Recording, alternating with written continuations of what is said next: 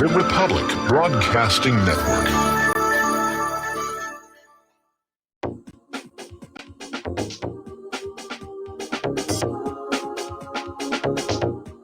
What really happened with your host, Mike Rivero. You're listening to the Republic Broadcasting Network, where you'll find out what the Fukushima's going on. And welcome to our show today. It is Wednesday, October 14th, 2020, hump day, middle of the weekday, starting that long, slow glide down to Pauhana Friday, and another crazy weekend of whatever it is they're going to come up with us there in Washington, D.C. Anyway, we have got a lot to talk about today. We're going to talk about news until we run out of news, at which point we'll open the phone lines, get you on the air with your comments, questions, opinions, and observations. Mike is in our control room, twiddling the dials, keeping us out of trouble, and he'll be handling the phones when you do start calling on in.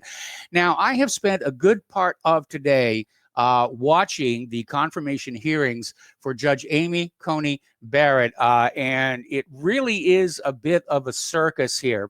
And as far as the Democrats are concerned, it is failing because polls are showing that public support for Judge Barrett is on the rise. And people are very impressed with her. I'm impressed with her. I love the fact that she's a constitutional originalist.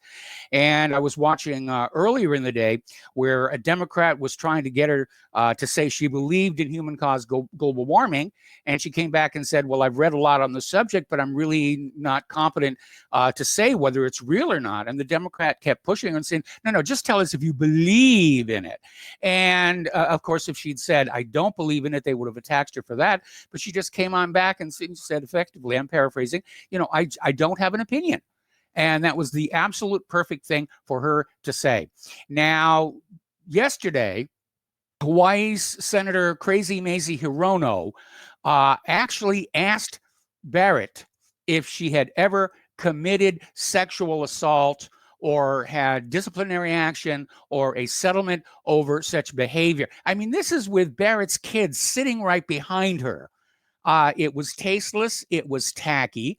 A lot of people wondered, what did Hirono have that she was going to spring on Barrett? But it turns out she didn't have anything. She just, wanted to throw the question out there. And Hirono is now justifying it, saying it's a question she would ask of any nominee to the Supreme Court here. But she is just taking a pummeling online in social media.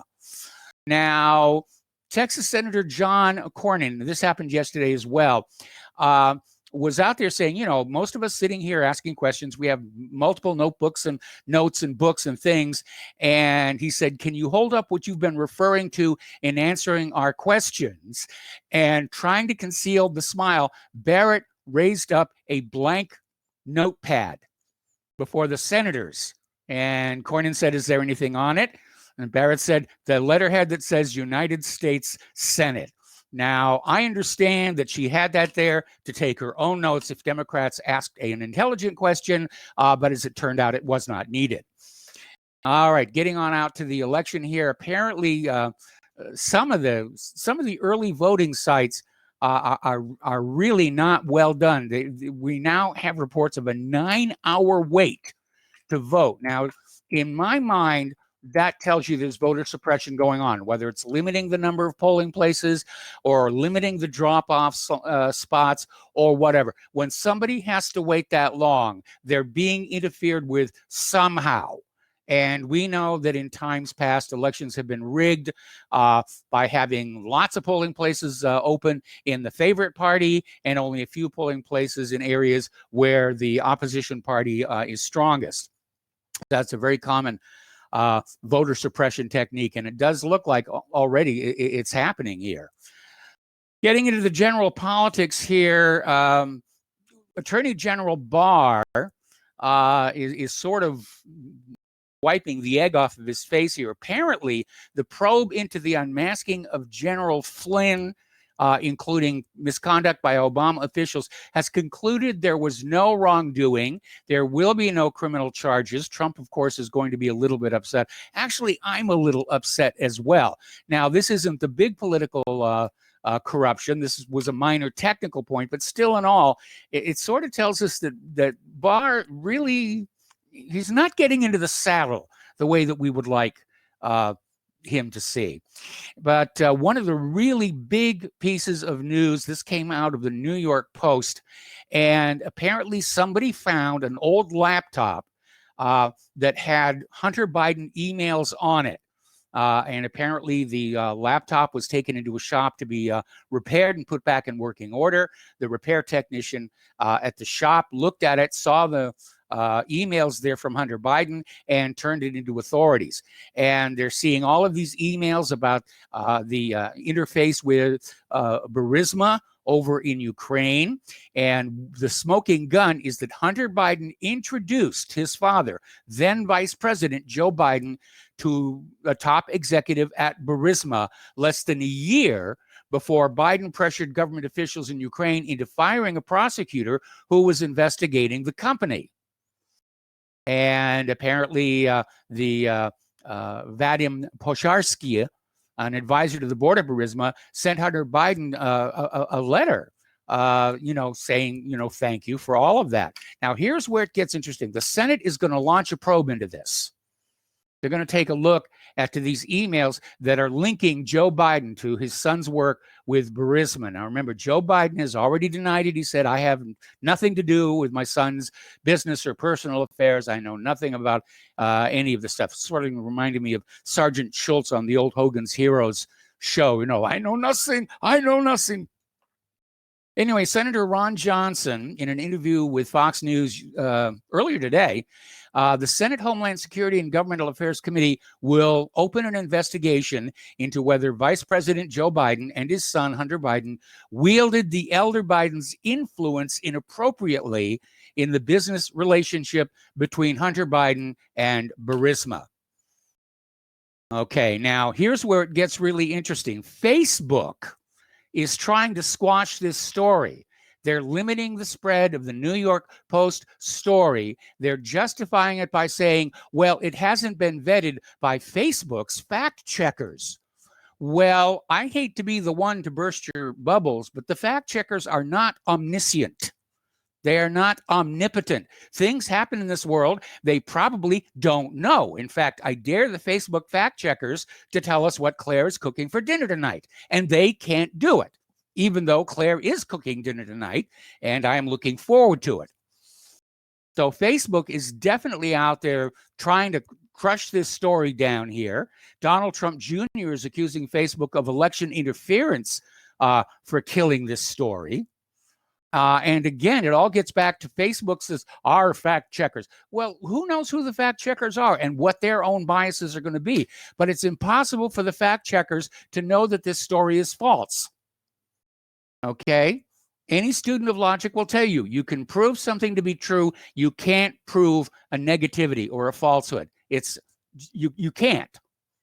Okay, and so Facebook is definitely reaching way on out to interfere with the electoral process by protecting Joe Biden as we head into the election. All righty, let's talk a little bit about COVID-19 here. And according to the White House physician, President Trump has now tested negative for the coronavirus. And White House Press Secretary Kayleigh McEnany posted the statement from Dr. Sean Conley to her official social media account Monday. So Trump can now go on out and do his rallies, which you're getting ready to do. You have to wonder what's going on out there in California. Is there something in the water that people are drinking and it's killing brain cells or something? Because apparently officials in California have been forced to post notices to tell voters not to microwave their mail-in ballots to kill the coronavirus, and to point out that disinfecting the paper with bleach or hand sanitizer may make the ballot unreadable by the election machines. Like they actually had to be told that. That's just amazing here. All right, getting on into the international news here. Okay, once again, or maybe it's the same report, but Karabakh air defense units claim to have shot down an Azerbaijani Sukhoi 25, and Azerbaijan is denying it. But apparently, the ceasefire that they agreed to that was supposed to begin on the 10th of October, it's already shattered. And there's heavy shelling and fighting going on all over the place. Turkey is now threatening Armenia with direct military intervention in the war. Turkey is actually threatening to launch military strikes against Armenia itself rather than just the Nagorno-Karabakh area that is under dispute. Sergei Lavrov up in Russia is calling for deployment of Russian peacekeepers in Nagorno-Karabakh as the tensions continue to escalate. And so Lavrov was saying earlier today, it would be right to put Russian military observers along the line of control in order to ensure a ceasefire. I think it's a good idea. Over in Belarus, the exiled opposition politician Tikhanovskaya has issued an ultimatum to Lukashenko: quit within 2 weeks or face mass unrest. Now, this may be a last desperate, swing at the ball, or it could be a declaration of somebody who has a very strong covert network in Belarus that will kick up the mass unrest. But at dispute, of course, is the rigged election. And all I can say is, looking at how crooked this election is going to be, I just hope we don't see the same sort of unrest here in the United States following November 3rd. We well might. In fact, even with an honest election, it doesn't matter who wins. Some side is not going to like it. And apparently, liberals have already started publishing and distributing a booklet on how to cause chaos and destroy cities should Trump win in November. This is getting really, really serious, and might be a good time to buy a bulletproof vest. It's going to clash with my jeans, but say again. Anyway, over in Israel, the Israeli occupation army has shut down 3,000 dunams of land right at the start of olive harvest season. Now, the olive harvest is a big event in Palestine. The olives are a big moneymaker for Palestine farmers. And apparently, the Israeli occupation army issued 63 military orders to close areas and lands planted with olives. And looking at a map of the areas that are being closed, it is obvious it lines up with those olive groves. So there they are doing what they do again. Israeli and Lebanese officials hold their first border negotiations in 30 years. I'm not sure the word negotiation is really appropriate. They met in a tent, and according to reports, basically they stared at each other the entire time, and nothing was really accomplished here. Little bit of good news for those of you who have members in the military, in your family members in the military. Apparently, Bloomberg has published a story that cited, unfortunately, anonymous sources saying President Trump wants to withdraw hundreds of troops from Somalia. And the sources said the Pentagon has already begun drafting plans for the withdrawal, and discussions have involved Secretary of Defense Esper, National Security Advisor O'Brien, and Joint Chiefs of Staff Chairman General Mark Milley. So we may be seeing some more soldiers come home, along with the ones in Afghanistan. We're going to get some of them back. We're not going to get all of them back. They're going to leave 2,500 in there, but we're going to get some of them back here. And I think that's a very good thing. It's going to be a great Christmas present for some families, I think, here. All righty. The United States and Russia are still having at each other over the extension of the START treaty, which is the last remaining nuclear arms control treaty between the United States and Russia. And it is coming up on its expiration date. And the Russians are basically saying they're willing to extend the START treaty without any preconditions, which is already written into the START treaty. This may be extended without changes to the conditions, and the Russians want to do that. But the U.S. is demanding additional concessions from Russia in exchange for a shorter extension. And it seems like they have reached an impasse there. Obviously, the United States wants fewer warheads on the Russian side, so forth and so on here. Now, not too long ago, we saw this story where the United States seized 4 gasoline tankers to prevent delivery of the gasoline to Venezuela. The way the administration saw it, it was Iranian gas, so it belongs to the Revolutionary Guards, which gives them a license to take it. Now, the actual owners of the gasoline disagree, saying they purchased the gasoline from Iran, and they are now the owners, and the U.S. can't just take it. And the whole thing has now gone into the court system. Okay. Over in Cambodia, Prime Minister Hun Sen said that China would not have exclusive access to a Cambodian naval base. The Ream base is strategically located in the Gulf of Thailand, providing ready access to the fiercely contested South China Sea. And this is upsetting China, which thought they were going to get exclusive access to this naval base. But Cambodia is saying no, anybody can put in there, they can refuel, they can load stores, they can enjoy the local culture, if you will, here. A few days ago, North Korea had a huge parade celebrating the 75th anniversary of the current dynasty. And one of the things that was displayed is a new ICBM, and it is a huge one. It is certainly the largest that North Korea has ever built. It may be the largest in the world, but nobody could get down there with a tape measure to confirm that. But they unveiled it. It can hit anywhere in the United States. It is probably capable of multiple independent warheads. It has not yet been flight tested, so we'll see what happens when that comes about here. But Donald Trump is really angry about North Korea's missile parade, like we don't have our own missile parades here in this country. And he's saying, you know, that Kim Jong-un was building weapons while peace talks were going on. Well, let's be realistic here. When Donald Trump was having peace talks with Kim Jong-un, our entire defense industry did not stop. They kept right on rolling along. And so Donald Trump was also building weapons while peace talks were happening.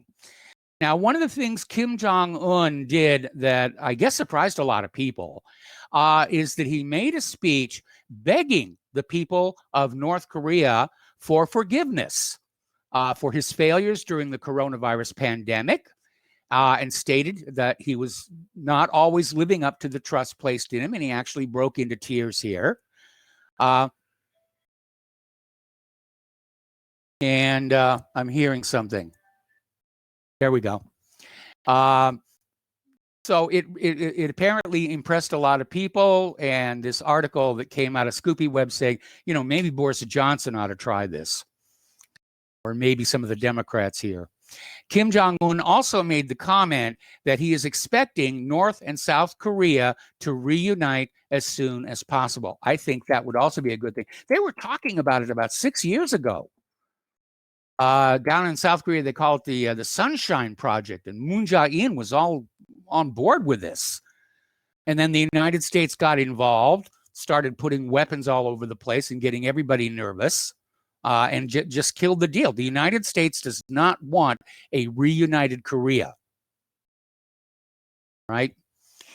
India has opened dozens of new bridges near the China border. Fact, right along the disputed border with China.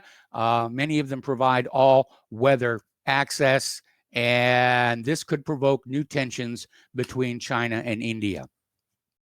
All right, during the month of September, according to a Beijing think tank, 60 U.S. warplanes buzzed islands near China. And again, this is not helping things calm down. It's escalating the tensions here. And this escalating Sino-American power struggle is playing out in many places around the world, certainly militarily, in trade, and in technology. Now, Taiwan so far this year has spent almost $900 million just scrambling their warplanes against Chinese incursions. We got to take a break for commercials here. We'll be right back after these few words.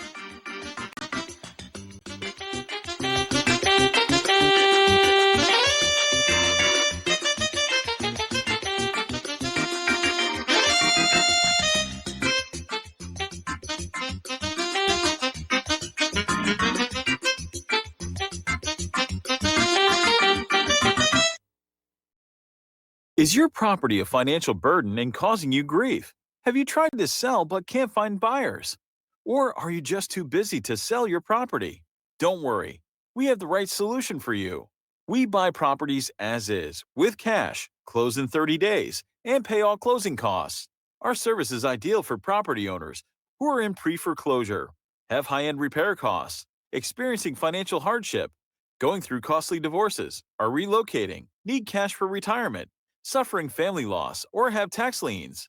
Whatever your situation may be, we can help you sell your property and get the money you need. If you own a single-family home or multiple family units, call us for a free consultation at 888-910-1037. That's 888-910-1037. Or visit our website at cashingproperty.com. That's cashingproperty.com.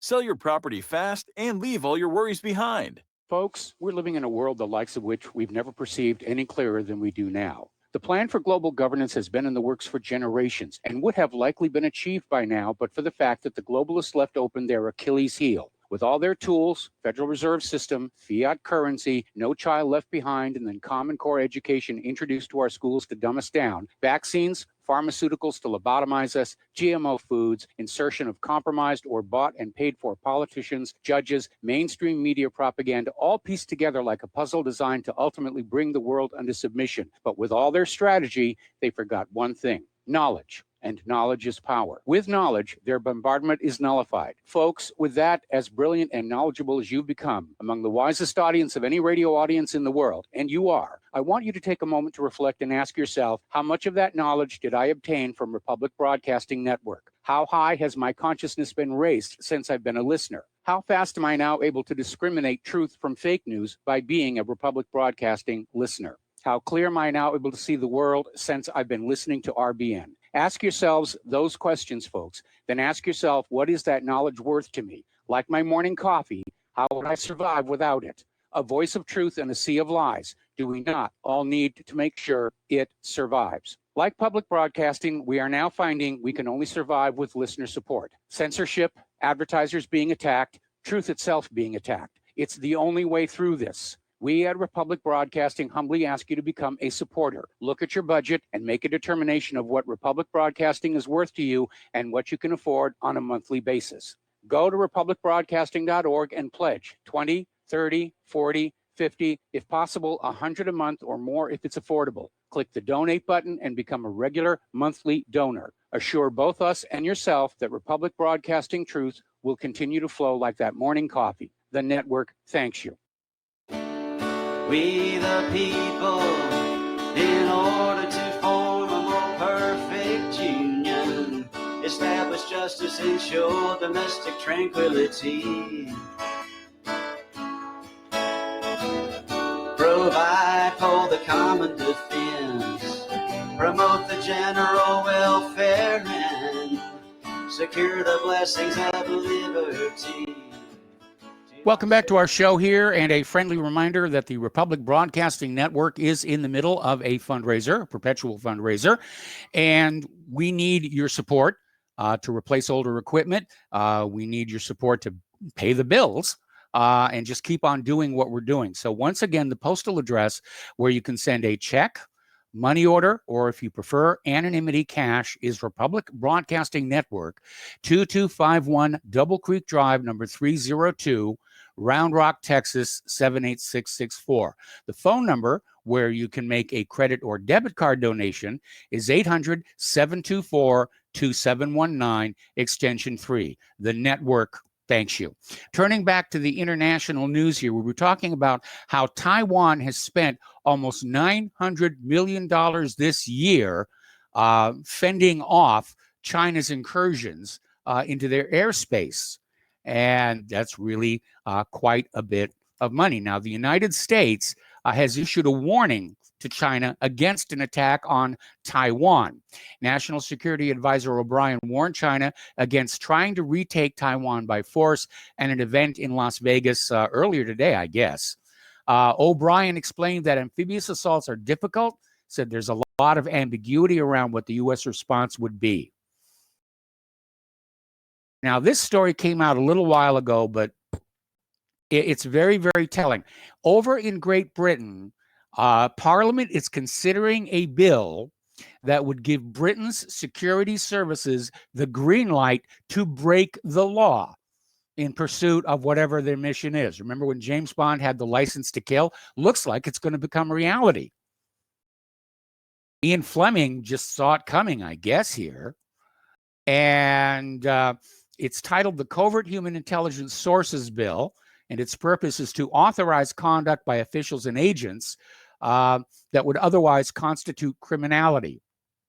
Now, of course, intelligence agencies in Britain, and for that matter here in the United States, routinely break the law anyway, but there's a tacit understanding they're not supposed to, and occasionally some of them will get into trouble. If you go back and study the history of the FBI's COINTELPRO program in the 1960s, virtually everything they did was against the law, but they could get away with it because they're the FBI. All righty. Over in Israel, tens of thousands of Israelis have protested against Prime Minister Netanyahu in over 1,000 socially distanced gatherings throughout the country. This happened over the weekend. This is the fourth time since the government instituted a ban on mass protests as part of the national coronavirus lockdown. Clashes were reported in Tel Aviv between demonstrators and police. Israel's coalition government may be in trouble.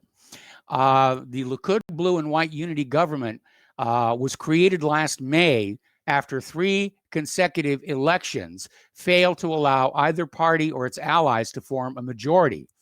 And in the months since, there have been all kinds of arguments, fights over the budget, protests related to the corruption charges against Netanyahu have pretty much split the coalition.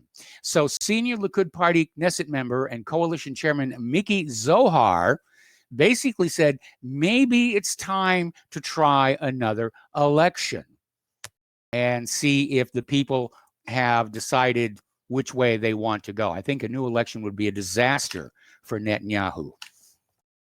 Good.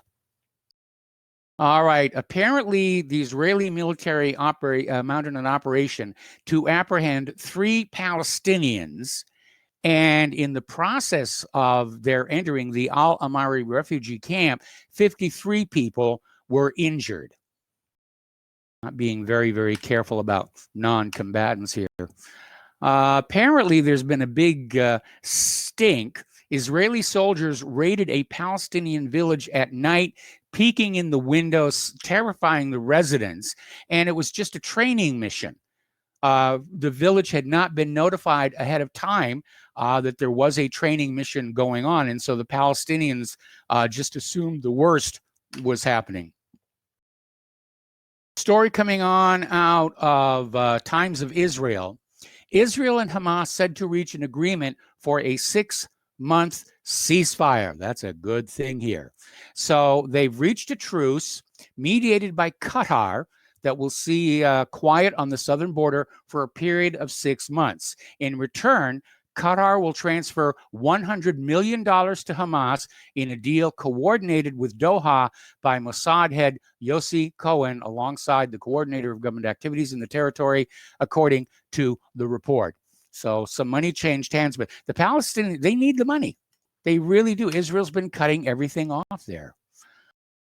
All right, getting on back over to the Pentagon. They're out there. They always want more weapons, more airplanes, and in this case, more ships. And they're out there saying that a larger fleet is needed to counter the Chinese naval buildup and to ensure U.S. naval dominance well into the future. And we're going to take another break for commercial. All right, we'll finish the story when we come back.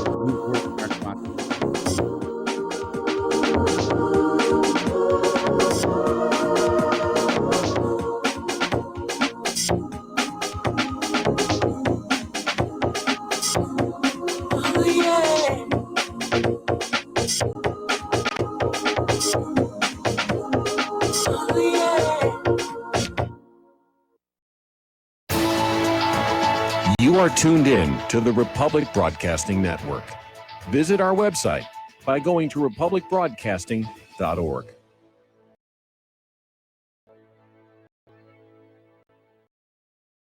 Homeowners, are you in foreclosure, expecting to be served with a foreclosure lawsuit, or suspect your lender has coerced you into an illegal mortgage transaction? A huge number of mortgages made in the last 10 years have legal issues and are possibly defective. State laws and the U.S. Supreme Court have upheld that defective mortgage documents are grounds for foreclosure defense and for counterclaims in favor of the homeowner. If your mortgage has been sold or assigned since closing the loan, it may be defective and you may be paying the wrong party, and the lender may not have standing or the right to foreclose or collect payments under the law. If you would like to know if your mortgage is legal or not, or know if you are paying the right party, we can help. Our initial consultations are free of charge. We are not attorneys. We are legal researchers and work closely with experienced lawyers who know how to help you find the evidence to help you keep your home. Call toll free 1-855-2-KEEP-IT. That's 1-855-2-KEEP-IT today. Hey gang, Patrick Slattery here with an important message that is pertinent to anyone who shops for groceries, eats food, or just has an inquisitive mind like myself. What I'm about to introduce you to is a segment of our food culture that has been kept so low profile to the American public that virtually no one is aware of how dominant it is on our refrigerator and cupboard shelves. What I'm talking about is the kosher certification industry and the new app, Koshertified, that delivers a comprehensive education on all aspects regarding this little-known practice. After reviewing this app, I found that it is useful for practically anyone who purchases food, regardless of their religious faith or identity. Its database of products not kosher certified is a win-win convenience for all food-conscious people. So why not check out the kosherquestion.com or click on the link at nationalbugle.com and see how modifying your grocery shopping with the Koshertified app can make a huge difference for your future. Hey, honey, I'm home. I grabbed a newspaper on the way home. Look at all the news today. Don't you know that all you're going to get in the newspaper is propaganda, twisted news, and false information? Honey, this is a national newspaper. It has to be true. Ha! For some reason, the majority of the population believe anything the mainstream media tells them. The newspaper doesn't give out the important attention of what's happening to this country and news that affects our daily lives. Say, does that newspaper mention anything about the North American Union? No, not that I can see. I didn't think so. You need to go to www.newswithviews.com, where truth is more important than political correctness. That's www.newswithviews.com. Hey, don't throw that away. We can use that in the birdcage. Okay, move over. Let me start reading newswithviews.com. The truth? Read all about it at newswithviews.com. Newswithviews.com, where reality shatters illusion. When all this twisted steel was swept away, did these remaining holes reveal what's really happened? And welcome back to our show here. And we're talking about over at the Pentagon, where Secretary of Defense Esper is calling for a future Navy of over 500 warships, about twice what they have right now. Of those, between 140 and 240 will be unmanned or optionally manned surface and subsurface vessels of all types. In other words, robot fighting ships here in a 500 ship fleet. I don't know. Why does the phrase Spanish Armada keep wafting through my skull? All right. Anyway, here. Getting on to immigration globalism here. Europe's most liberal country, Sweden, opened its doors to Middle Eastern refugees 5 years ago, and now it has become a gangster's paradise. It is being terrorized by migrant mafia clans, and the police and the politically correct government are powerless to stop it. Apparently, they had more than 300 shootings last year, 257 bombings. And yeah, you do have to control who comes into your country. I don't know why that's such a difficult idea to get here. All right, an appeals court has blocked more construction of the U.S.-Mexico border wall. Apparently, they have ruled that Trump's use of an emergency declaration to grab more funds for the wall, more than Congress allocated, was illegal, and construction must stop. So there's still this big, huge opening there that Central and South Americans continue to pour through to get all that free stuff the liberal Democrats are offering as long as they vote for Joe Biden here. Interesting little story that came out of Zero Hedge. The great California exodus accelerates. And basically, they're talking about it's turned into a progressive wasteland, and it has become the symbol of everything wrong with the leftist orthodoxy. Back in the mid-19th century, when it became a state, tens of thousands of people headed west. Today, those with a modicum of judgment and with an eye on their wallet are heading anywhere that is not named California. And we're already seeing plummeting revenues from sales tax in places like San Francisco, which is really struggling. And yeah, we see that in a lot of cities all across the country, where the liberal progressive model makes the places unlivable. People don't want to live there. It's not a pleasant experience. And we saw a couple of articles, rather a couple of YouTube videos. We put them up at whatreallyhappened.com, where people are saying, California's really become terrible, and we want to leave. Okay, economic news here. Jaeger and Peacock's owner, Edinburgh Woolen Mill, is on the brink of collapse. 24,000 jobs are on the line at this high street fashion chain. Apparently, Ruby Tuesday is filing for bankruptcy. They're going to close 185 locations after being crippled by the pandemic. They won't be the last one. These lockdowns have just destroyed our economy. And now all of a sudden, we're looking at where the World Health Organization has come out and said, we never said lockdowns were a good idea, which is not what I recollect early on. But somebody's got to make a decision that it's time for this country to go back to work, because it's just affecting everybody. And we're seeing small businesses get destroyed. And maybe that's the plan: destroy all the small businesses, and the giant corporations will inherit the world. All right. In Minneapolis, most of Target's 8,500 corporate employees will not return to their jobs in the building until June of 2021. And the company is working on a long-term model for remote working. We're starting to hear that from a lot of companies, like even Microsoft, who are saying the work from home thing seems to be working out very well, and they're thinking about making it permanent. Now, that will come with a slight pay cut, because they figure you're not driving into the office, you're not paying for gas, you're not paying for parking, you're not having to dress up and pay for the dry cleaners. But for the most part, it does seem to be working. And it may be the new model for the American entrepreneur.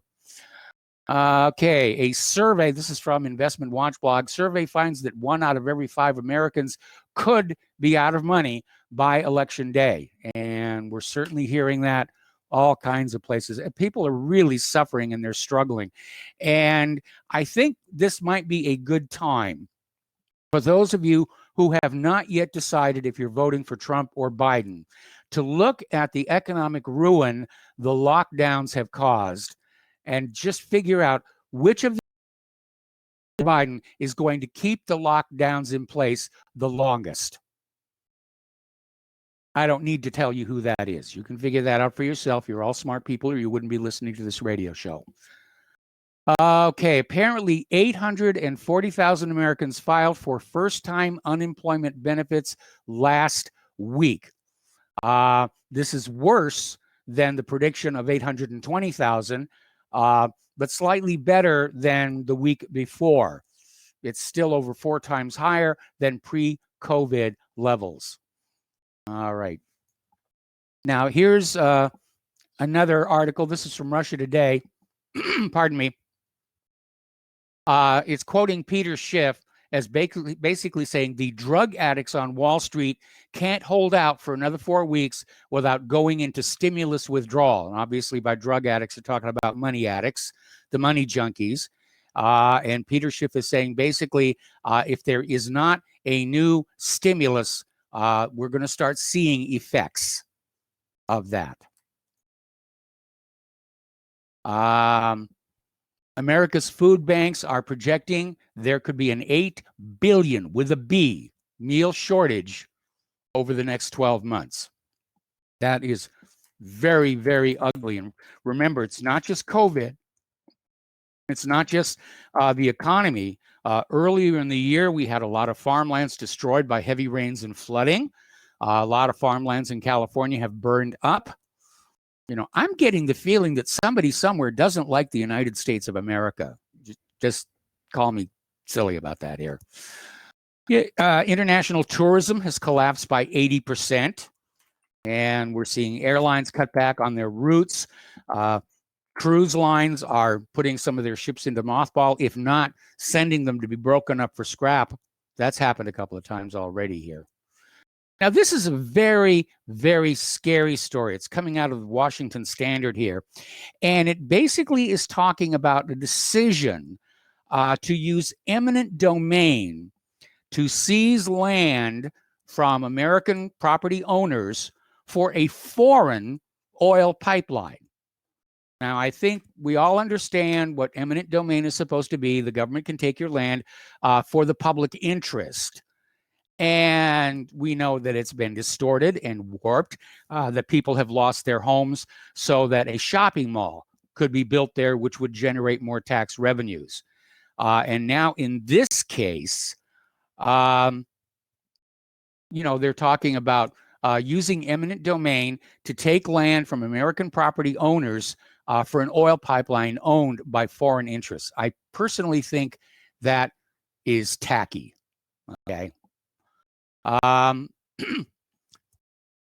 the job losses from COVID-19 are stripping Americans of health insurance. And by the way, health insurance has been a big, big topic during these confirmation hearings. The Democrats are trying to make this a referendum on Obamacare. But Obamacare had serious, serious problems, and there does need to be something better. Trump promised us a better health care plan, but he has not actually shared that just yet. Anyway, during this loss of health insurance, diabetics are turning to an insulin-sharing underground. And they're talking about this woman who had her type 1 diabetes under control until her husband lost his hotel maintenance job and their health coverage due to COVID-19. And of course, insulin, if you don't have insurance, goes anywhere from $125 to $450 per vial. And so she got a few samples from her doctor, and apparently there's now these networks setting up where people are collecting together and sharing insulin to just try and get by. All right, we're going to go ahead and open the phone lines now, 800-313-9443, and we're going to start with David in San Francisco. Hello, David. Welcome to the show. What's on your mind? Hey, how are you, Michael? I heard you talking about the economy after the COVID epidemic started, and I was struck by the idea that if you look at to this minute, Trump still does not have a COVID plan, right? And in fact, if I call up many right-wing radio shows, they say that Trump's position on it is it's not the federal government's responsibility; it's the states. So he's basically taken the old states' rights position, and that he can be lazy while the nation is in turmoil. So he's trying to play it both ways.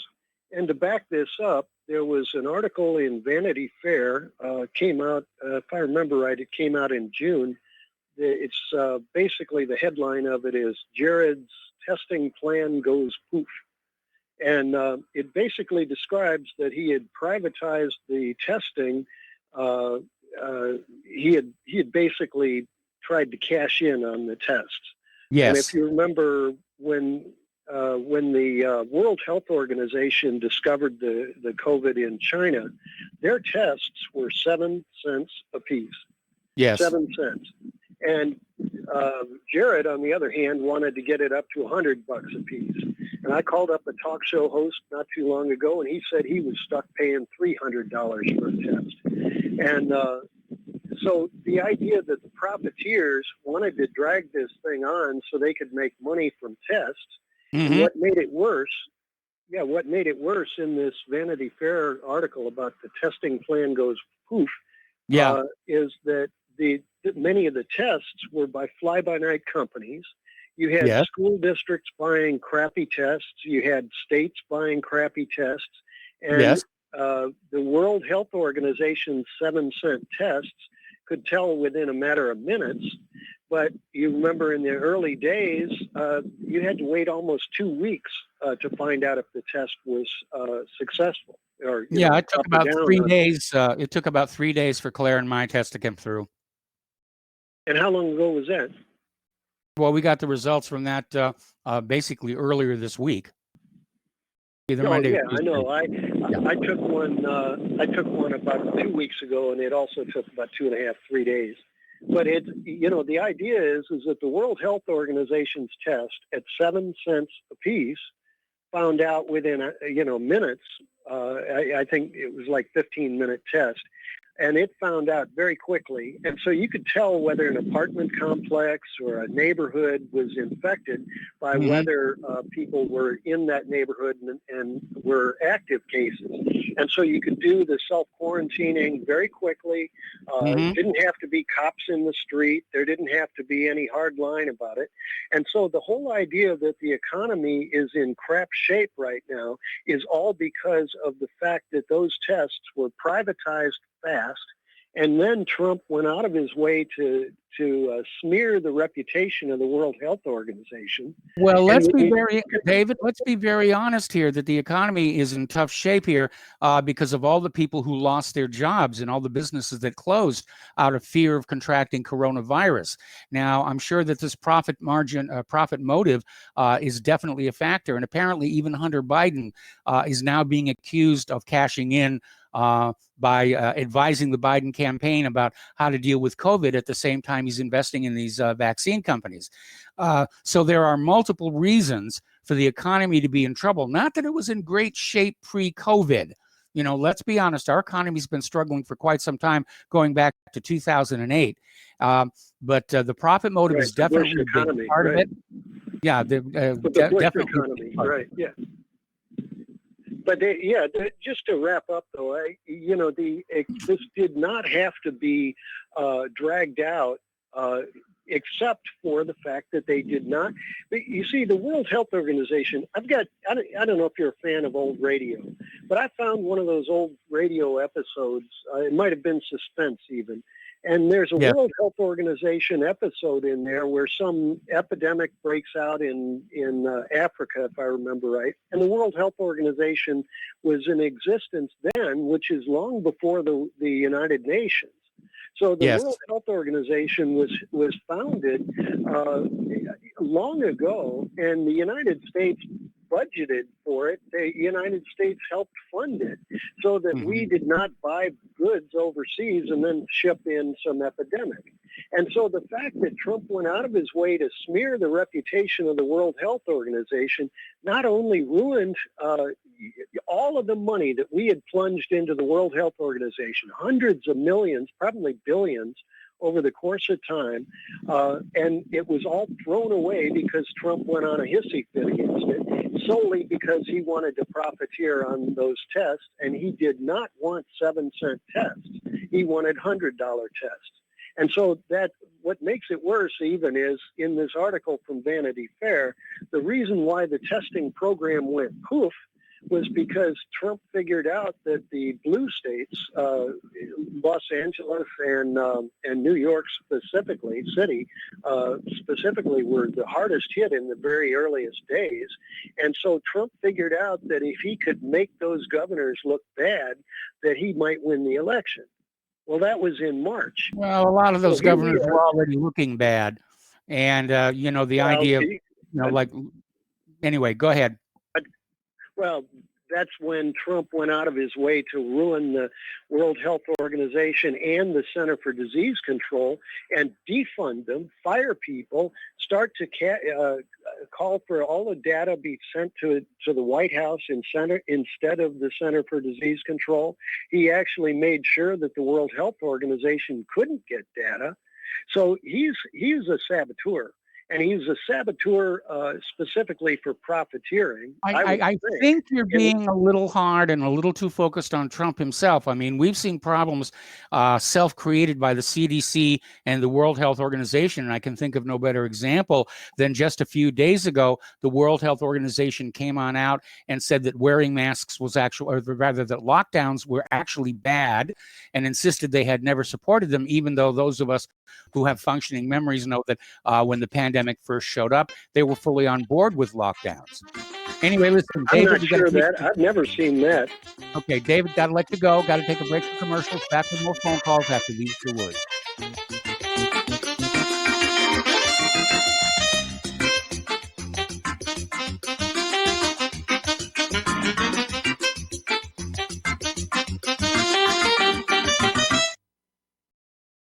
Homeowners, if your lender has gone out of business or sold your transaction to another lender or servicer, you may be the victim of a wrongful foreclosure, resulting in the loss of your home. If you've already lost your home, are in foreclosure, or even in good standing, you can challenge the mortgage transaction's illegal issue, and your property can be restored to you, and your foreclosure can be stopped or reversed, and the mortgage transaction declared unenforceable. State laws, U.S. title codes, the Uniform Commercial Codes, and U.S. Supreme Court rulings have upheld that defective mortgage documentations can reverse or stop foreclosures and enforce property title claims in favor of the homeowner. We are having successes in stopping the process of foreclosure, the enforcement of the foreclosure judgments, the sale of property, and evictions after the sale. We are not attorneys, and we don't give legal advice. We are a professional team of legal researchers, providing forensic mortgage audits and expert witnesses. We have the knowledge to produce the evidence and enforce laws regarding your legal issues. We've been in business for 12 years without a complaint. Consultations are free, and we provide a free title search to confirm if your mortgage has legal defects. Please call 855-253-3748. 855, keep it today.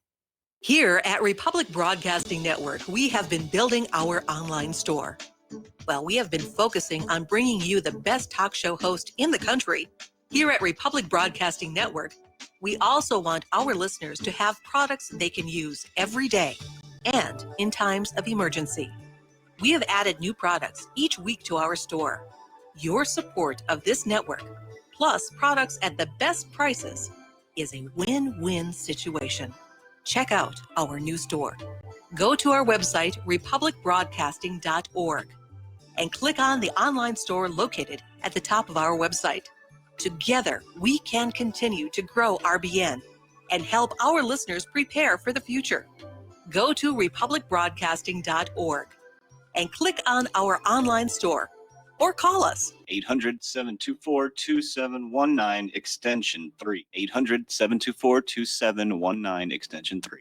What would you say if I told you we have a new tool that will increase production and lower maintenance costs for your meat processing company? And it would pay for itself in just 6 weeks. When pigs fly! The new Ease Off Model Easy 4 replaces old spring-style carcass droppers and is faster, safer, and more reliable. The Ease Off lowers or lifts 1,000 pounds to or from your rail automatically using our remote control. Sounds expensive. Can I afford it? Can you afford not to try the Ease Off? It installs fast with just 3 bolts in place of your current dropper. The effortless operation will reduce fatigue and injuries, speed up your line, eliminate downtime, and increase profit. How can I order my Ease Off? Go to easeoff.com, EAZEOFF.com, and hurry because we are offering $200 off on the new Easy 4 for a limited time. Easeoff.com. We make pigs fly. Cows too. Ease Off LLC, Summersville, Missouri, 417-932-6419. Well, they're stealing down on Wall Street and in Washington, too. You know, it makes me wonder, what's a guy on Main Street to do? I've always tried to be an honest, upstanding kind of guy. But I must admit lately, I thought about giving something else a try. Oh, I want to be a pirate. I want to sail the 7 seas, yeah, I want to. Welcome back to our show here. And apparently Twitter is now filtering out the stories about those emails that link Joe Biden through his son Hunter Biden to the top executives at Burisma. We're going to go back to the phones here to Mark in North Carolina. Hello, Mark. Welcome to the show. What's on your mind? How you doing, Mike? You know, Mike, I get a lot of those, what do you call them, those fact checkers. A lot of my postings that I'm making, whether on Facebook, Twitter, I can't make anymore because they kicked me off, and I'm proud of it. Yes. What's happening? What I do with the Facebook ones, I'll just say, you know, yeah, you got the fact check. I'll share it anyway. I said make sure to share it because you know the fact checkers are liars, which they are. Matter of fact, I have this. It's a new priesthood.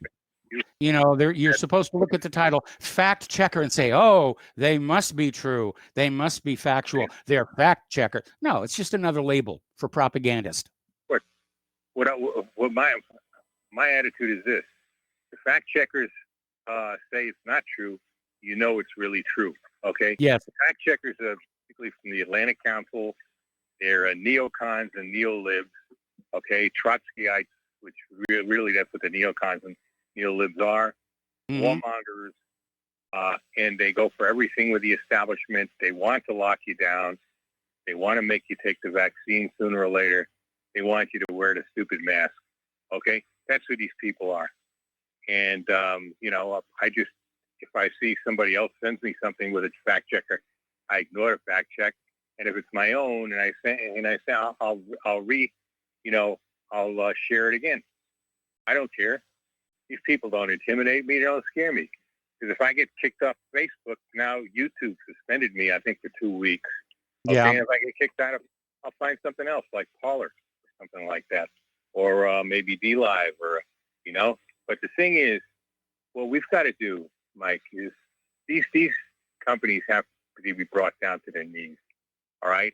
And you know, it wouldn't be the worst thing in the world to nationalize them. Because, you know, they use the excuse that they're private companies and that they, you know, they're not subject to the First Amendment, which I don't agree with, because that would mean I mean, the First Amendment applies to corporations in the Citizen United decision, then the First Amendment applies to corporations. Yeah, and if you look at the Civil Rights Act of 64, it basically that you can not only, you know, states cannot deprive people of their civil rights, which is really the constitutional rights, but private business can't either. So there was that did away with the segregated lunch counters, segregated bathrooms, and all this other nonsense that they used to have. Okay, so they don't have this for a bunch of nonsense. But if they insist that they do, nationalize them. I have no problem with that, Mike. Like I've told you before, I don't look at. I know I'm unlike some of your other listeners and callers.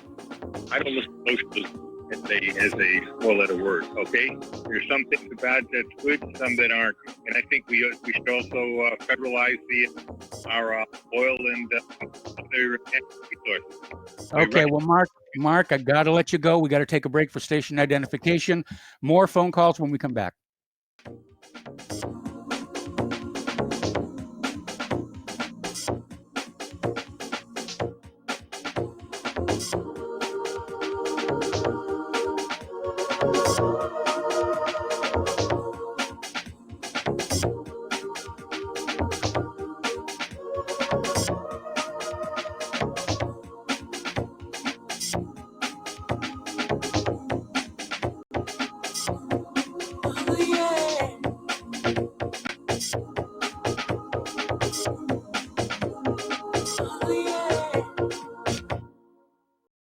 Homeowners, are you in foreclosure, expecting to be served with a foreclosure lawsuit, or suspect your lender has coerced you into an illegal mortgage transaction? A huge number of mortgages made in the last 10 years have legal issues and are possibly defective. State laws and the U.S. Supreme Court have upheld that defective mortgage documents are grounds for foreclosure defense and for counterclaims in favor of the homeowner. If your mortgage has been sold or assigned since closing the loan, it may be defective and you may be paying the wrong party, and the lender may not have standing or the right to foreclose or collect payments under the law. If you would like to know if your mortgage is legal or not, or know if you are are paying the right party, we can help. Our initial consultations are free of charge. We are not attorneys. We are legal researchers and work closely with experienced lawyers who know how to help you find the evidence to help you keep your home. Call toll free 1-855-2-KEEP-IT. That's 1-855-2-KEEP-IT today. You're listening to the Republic Broadcasting Network because you can handle the truth.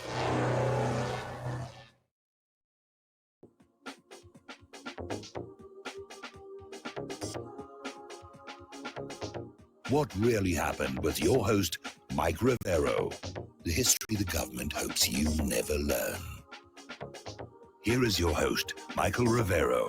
Welcome back to our show. Hour number 2. The phone lines are open, 800-313-9443. And we're going to go to Dan in Washington. Hello, Dan. Welcome to the show. What's on your mind today? Hey, Mike. Thanks for taking the call. I just noticed you don't say aloha anymore, huh? I forgot about that. You moved. Well, it still slips out every once in a while because you can take the boy out of Hawaii, but you can't take the Hawaii out of the boy. Yeah, I was going to say, it sounded a lot happier saying aloha. But, Yeah, I was a lot happier saying aloha. It was colorful. It was exotic, and I'm out here going, howdy. right? Yeah, the code. Well, me personally, I got a flat tire in Idaho, and Okay. the whole city was out of Bridgestone tires. There's a shortage. I'm like, what do you mean? Go to the shop and I just thought, and they said because of COVID, they're waiting. Yeah. And I thought most of them were made in America, but that could really affect the supply chain. I was thinking, and just It's stuff already like that. happening. It's already happening. Yeah, We've noticed at our local market, a lot of empty spaces on the shelves now.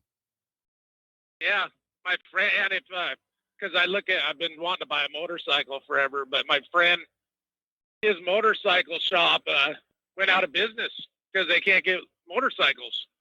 So just a lot of impacts. You go by your local motorcycle shop and talk to them. I mean, they got all these motorcycles, I guess, sitting on the ship, from Japan and stuff. And so, yeah, that's just my personal experience.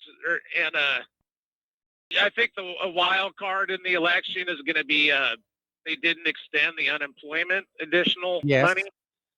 And there's a lot of people that aren't that political, but once you take that off, it's going to really make them mad. And I don't agree with.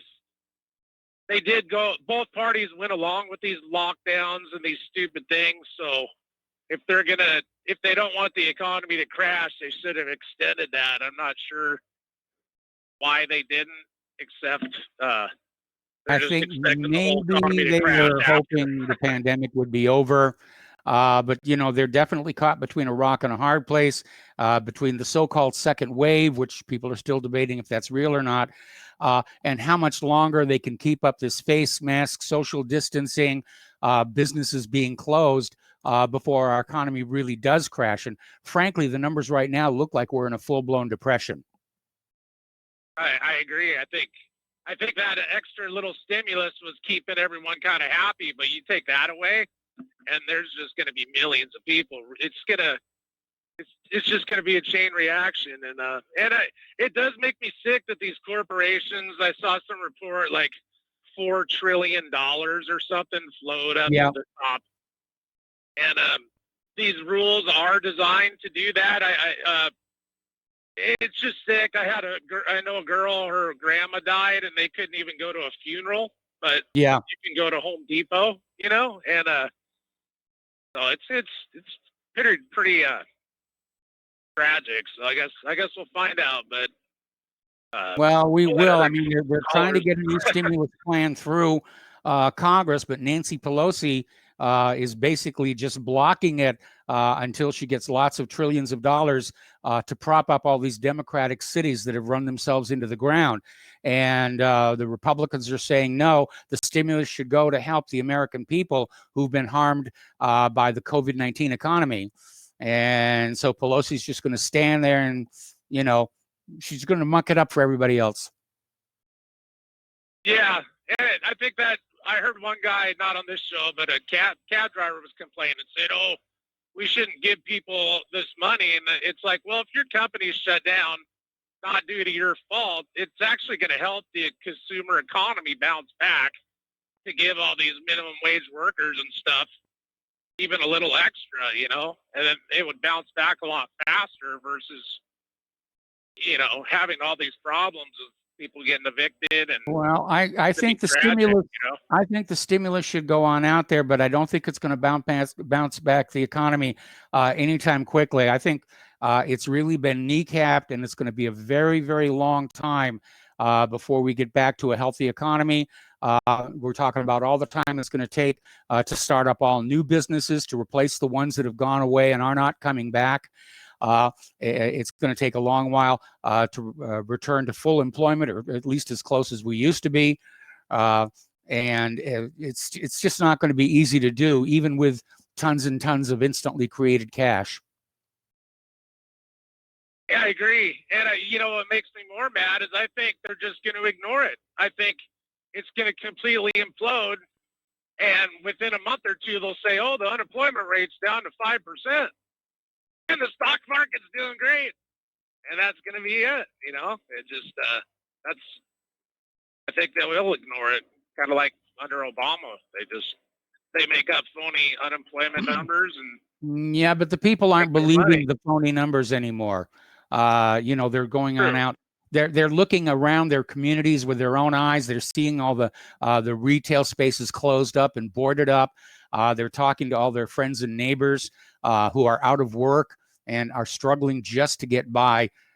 So nobody's believing the government anymore. In fact, there was a recent poll showed trust in the government is an all-time record low. Same thing with the corporate media. The government is dealing with a tremendous credibility crisis of its own making. And I, for one, think that the sooner it just falls apart like the Soviet Union, the better off we'll all be. Yeah, I guess we'll find out. I think it may just be doing that. We'll see. So, Okay. All right. Well, thanks for taking the call. Have a good day. All right, you got it. Thanks for the phone call. We're going to switch over to Steve in West Virginia. Hello, Steve. Welcome to the show. What's on your mind? Yeah, hi, Mike. Speaking of Nancy Pelosi, I'm curious. Did you watch that interview with Wolf Blitzer? How he attacked her? Did you see that? Yes, I did. And she turned around and said, "Oh, you're all apologists for Donald Trump." It's like, did she forget she was on CNN? Mike, I couldn't believe that when I saw that interview. I mean, I could not. He was serious.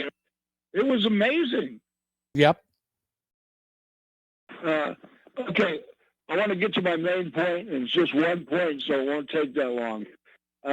Whitney Webb was on Tom Luongo, his YouTube channel this morning, and boy, did she drop some bombs. And what she's saying is, she said that they know that COVID is not working. It's the people are getting tired of it, and they don't believe it, and they're getting tired of it.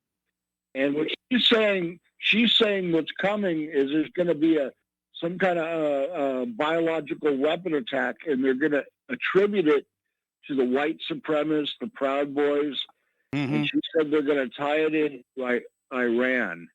And anybody who wants to listen to that program, go to Tom Luongo. I mean, it's amazing. She's also saying that they're building some kind of network to monitor the COVID through the sewer system. And I mean, what she's talking about is absolutely crazy. Yeah. She said it's all through DARPA but she said, and everybody's, I talk to people, a lot of people around here, the COVID is not working. It's fading off. People are tired of it. They want to get back to their lives. It's only supposed to be 6 weeks. Yeah, absolutely. So, if any of your listeners get a chance, man, listen to that Whitney Webb. You ought to get her on your program, Mike, because she's talking about stuff that a lot of other investigative journalists are not talking about. Okay. She's talking about all sorts of weird things that they're doing, and just it was a really good program, especially how They want to tie stuff from Iran to the white supremacists. They want a war with Iran. There's no doubt about that. So, anyways, that once again, that anybody who didn't watch that interview with Wolf Blitzer and Pelosi, boy, you missed something great. All right. Well, thank you That's very all I much got, for the Mike. phone call. And we're going to switch over to Joe in Tennessee. Hello, Joe. Welcome to the show. What's on your mind today? Well, I don't know. It sounds like I'm talking the wrong, listening to the wrong radio show. I got one guy from David quoting Vanity Fair, and now we got a guy with CNN, although I understand his point about Wolf Blitzer, but Yes. I'm not going to waste my time watching CNN. I mean, it is shocking in a way that Nancy Pelosi would accuse CNN of acting Republican because it's such a joke, but that's what they do. I mean, anybody that gives them even the slightest bit of heat. That's why they're so weak, the Democrats and the Democratic establishment, is because they never get challenged. And when they are challenged, boy, they just don't know what to do. It's kind of like Hillary in the last election. She couldn't believe it whenever she got challenged. She had like a meltdown. They're just they're so pampered that they're weak. You know, they're like bubble boys, you know, so they're not they don't help them by letting them have a free ride. They're just weakening them. And then a strong man like Trump comes along and can destroy them, which is what this country needs. Yes. I don't know if you saw the O'Keefe video. It's been sort of downplayed, which is kind of curious. But it's the one with the Antifa guy talking about, like, we need guillotines and we should go after Bezos and stuff. Yeah, it was on Zero Hedge, but I can't really find it anywhere else. But I find it a very interesting story because I see Antifa starting to go after their billionaire masters, which I find very actually encouraging. You know, I mean, I don't like Antifa. I don't like them shooting, patriots in the streets, and I think that their causes are all wrong. But if they start shifting a little bit over to populism and realize that the common enemy is the billionaire class and the elite, maybe there's hope, because it'd be kind of interesting because here you got the FBI encouraging them and sponsoring them and getting them weapons and everything. And then to have them turn on the FBI. Using undercover informants to goad them into actions. Yeah, that they're going to be, all of a sudden, when you see a crackdown on Antifa, it's going to be because Antifa's not doing what the FBI wants them to do, which is attack white people and establishment Republicans. So it's just interesting that, I called you a couple of weeks ago and said that I'm hoping that they can be subverted. And maybe there are being, because there's nothing I'd rather see than guillotines for guys like Bezos and for guys like Jack Dorsey. But I'm not as much against the fact that they're billionaires is that they abuse their power as billionaires, Yes. I'm not really against billionaires in philosophy. I'm just against them because they take their money and then they silence my ability to speak or my ability to post on their platforms. That's why. Yeah, they but need to be isn't that really the fault of those politicians who are willing to sell out your freedoms to those billionaires in exchange for cash? Well, they need to be guillotined too, I guess. I mean, yes. It's a corrupt system, and yes, I think there's a lot of these politicians that haven't stood up for us. Donald Trump was on Michael Savage yesterday, and I heard it. And Michael Savage, before Trump came on, he was talking about how he's been thrown off 7 radio stations in Florida, which really could have helped Trump for this election.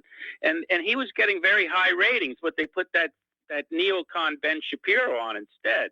But anyway, then he gets Trump on, and he never asked Trump, Trump, why are you letting your supporters to be silenced like this? Me, last before election, I was all over Facebook. I was part of all kinds of things with towboaters and offshore workers, and I was getting tons of responses and pro-Trump this and now I'm silenced. I'm here in my place in Tennessee, and I got it broadband, but I can't post a damn thing anymore.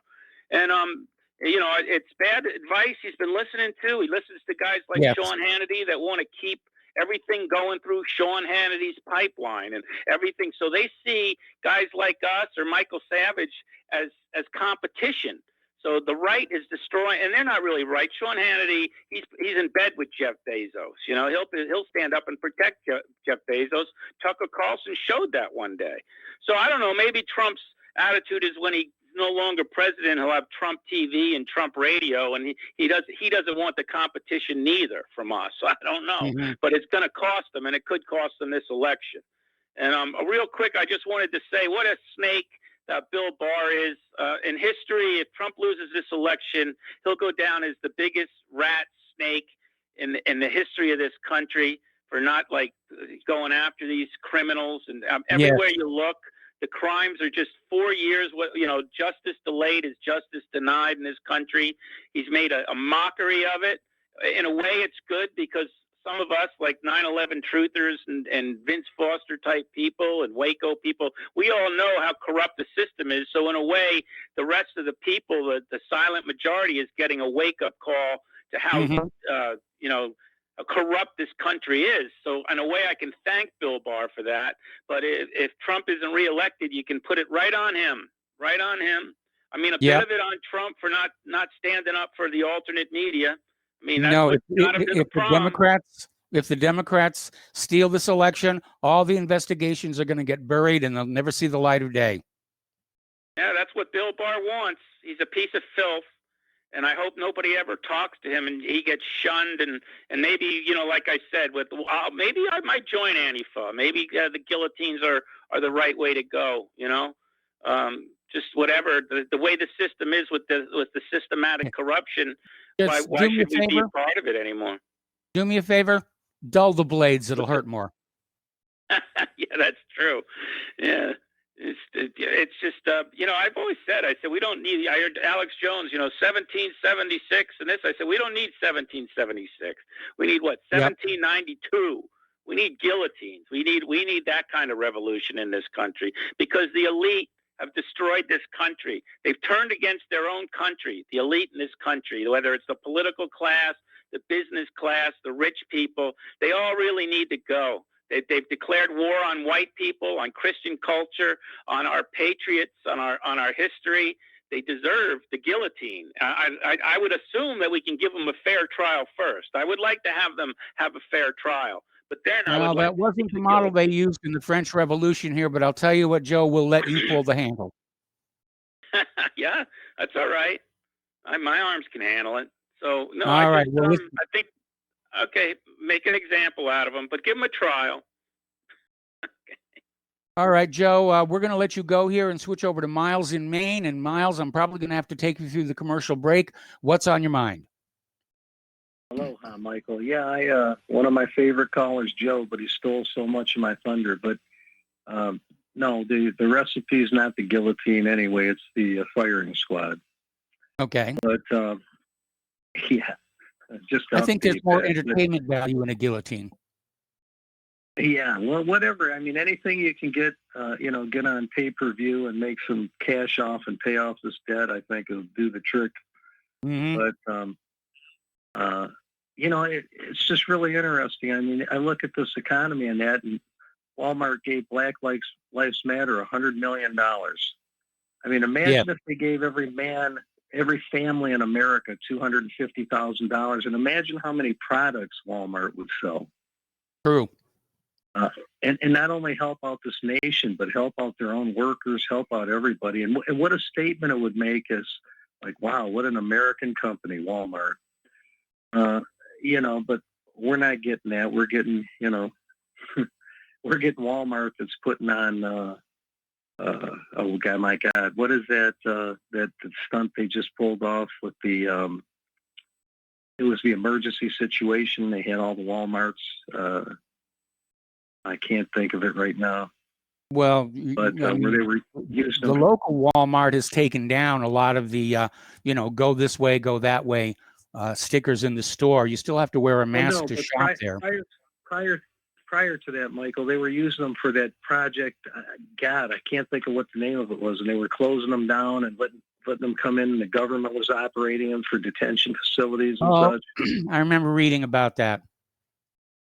Yeah, I forget the name of it, but anyway, Walmart could play such a a role if they wanted to give every family $250,000. And wow, talk about stimulating the economy. Mm-hmm. But I heard an interesting comment from Mark, and I've shared that thought. I mean, Okay, Miles. And I'll hold on.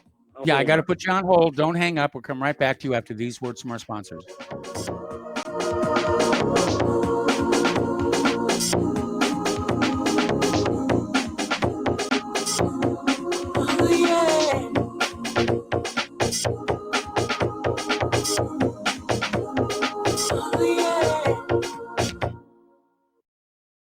So, you love talk radio? Then you'll love TalkStreamLive.com. TalkStream Live is always on, 24/7, with the best streaming talk shows. Find your favorite talkers and discover some new ones. It's free, readily available online or on mobile with any smartphone or tablet. Finding your favorite talk shows all in one place has gotten a whole lot easier. Just go to TalkStreamLive.com. Be sure to download the free apps from Google Play or the iTunes App Store.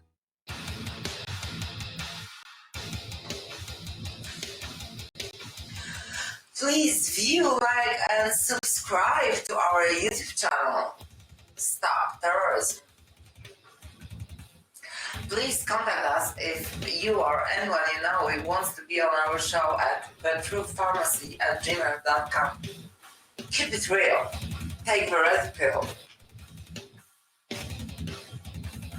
Folks, we're living in a world the likes of which we've never perceived any clearer than we do now. The plan for global governance has been in the works for generations and would have likely been achieved by now, but for the fact that the globalists left open their Achilles heel. With all their tools, Federal Reserve System, fiat currency, no child left behind, and then Common Core education introduced to our schools to dumb us down, vaccines, pharmaceuticals to lobotomize us, GMO foods, insertion of compromised or bought and paid for politicians, judges, mainstream media propaganda, all pieced together like a puzzle designed to ultimately bring the world under submission. But with all their strategy, they forgot one thing: knowledge. And knowledge is power. With knowledge, their bombardment is nullified. Folks, with that, as brilliant and knowledgeable as you've become, among the wisest audience of any radio audience in the world, and you are, I want you to take a moment to reflect and ask yourself, how much of that knowledge did I obtain from Republic Broadcasting Network? How high has my consciousness been raised since I've been a listener? How fast am I now able to discriminate truth from fake news by being a Republic Broadcasting listener? How clear am I now able to see the world since I've been listening to RBN? Ask yourselves those questions, folks. Then ask yourself, what is that knowledge worth to me? Like my morning coffee, how would I survive without it? A voice of truth in a sea of lies. Do we not all need to make sure it survives? Like public broadcasting, we are now finding we can only survive with listener support. Censorship, advertisers being attacked, truth itself being attacked. It's the only way through this. We at Republic Broadcasting humbly ask you to become a supporter. Look at your budget and make a determination of what Republic Broadcasting is worth to you and what you can afford on a monthly basis. Go to republicbroadcasting.org and pledge 20, 30, 40, 50, if possible, 100 a month or more if it's affordable. Click the donate button and become a regular monthly donor. Assure both us and yourself that Republic Broadcasting truth will continue to flow like that morning coffee. The network thanks you. We will not go down in the night without a fight.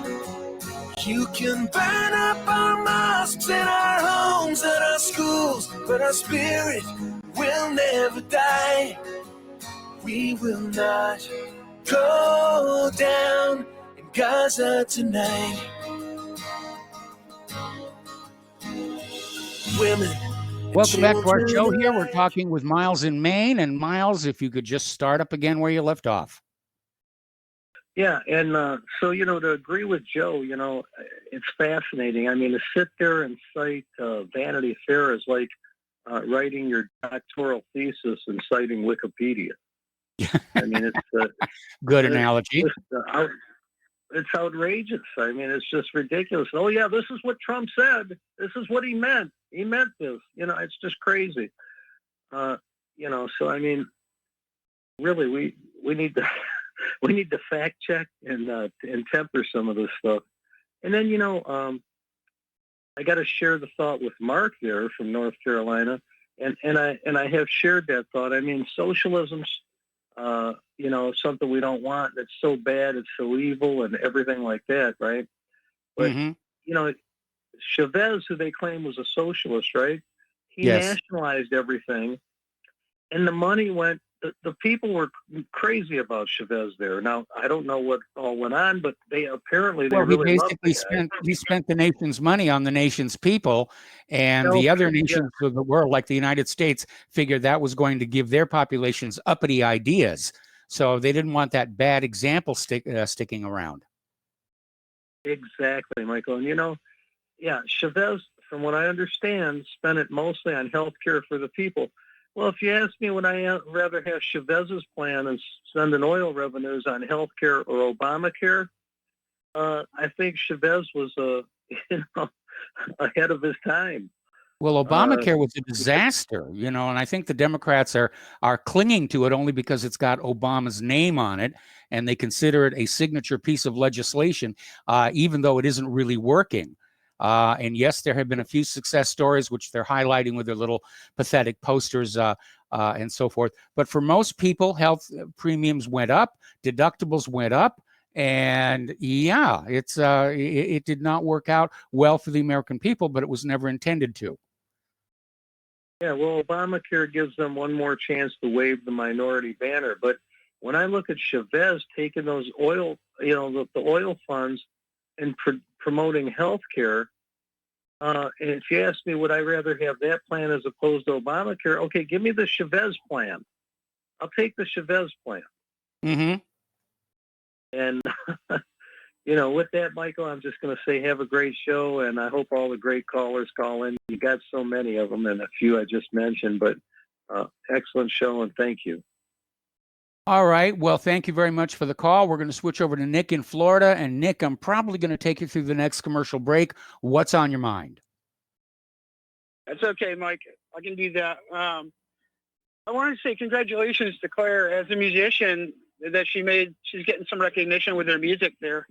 Yes, she is. Which is very good, and both the COVID clear and all that, which is great, I came up with a little plan here, Mike.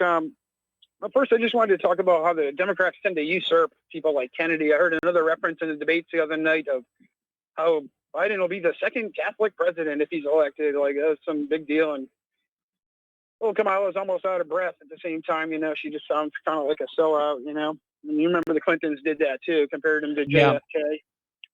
Yeah, what a joke, huh? So since we can't have Eddie Van Halen and Valerie Bertinelli for president, I think we got to get Tulsi Gabbard in there with somebody, maybe Tom Daschle or somebody. I wanted Tulsi Gabbard. I really did. Yeah, buddy. I mean, what a class act, and yeah, so that's pretty wonderful. I come up with a little plan here for straightening some of this mess out. I think we're at a tipping point. I think we're actually winning now, and it's very encouraging.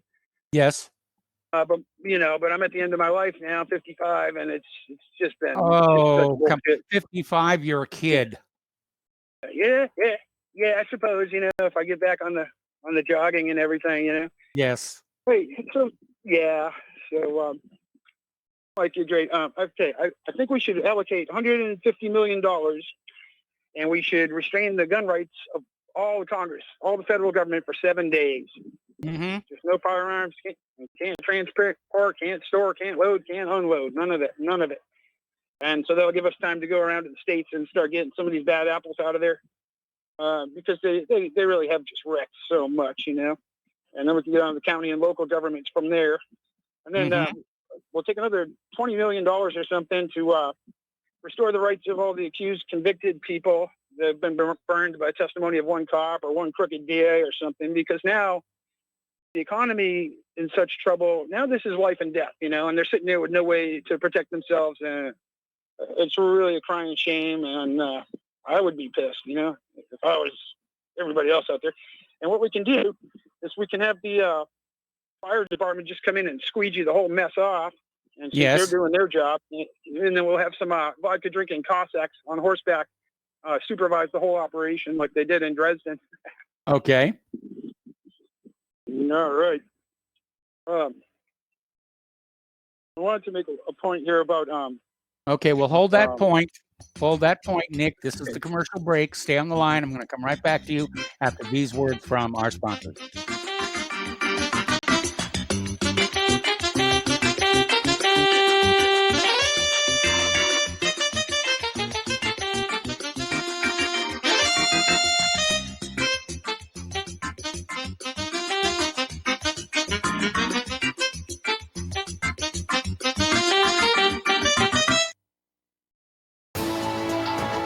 You are tuned in to the Republic Broadcasting Network. Visit our website by going to republicbroadcasting.org.